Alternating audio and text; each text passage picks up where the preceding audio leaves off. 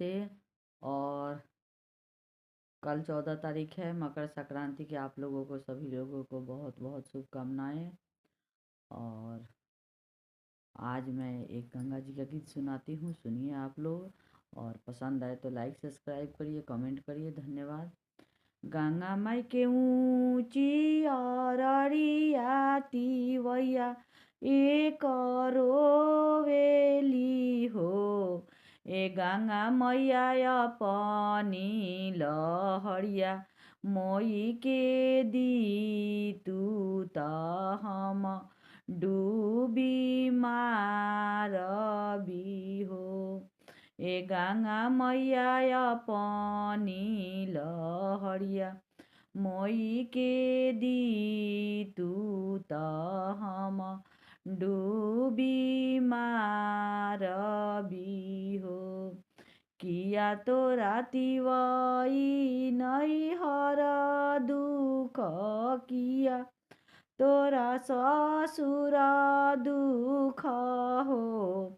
एति वही किया तोरा कण विदेशे काहे रे दुख रोवेलु हो।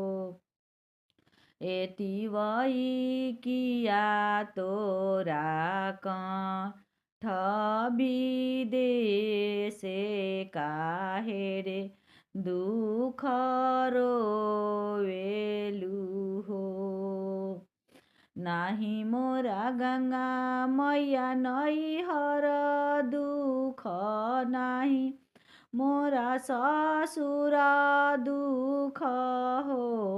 ए गंगा मैया नाही मोरा कण विदेशे कोखिय दुख रोइले हो।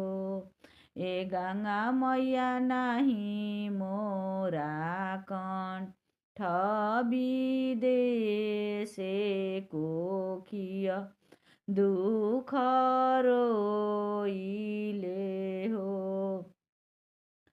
आमामा के 10 5 फालावा तइमी लिघबद फरे हो।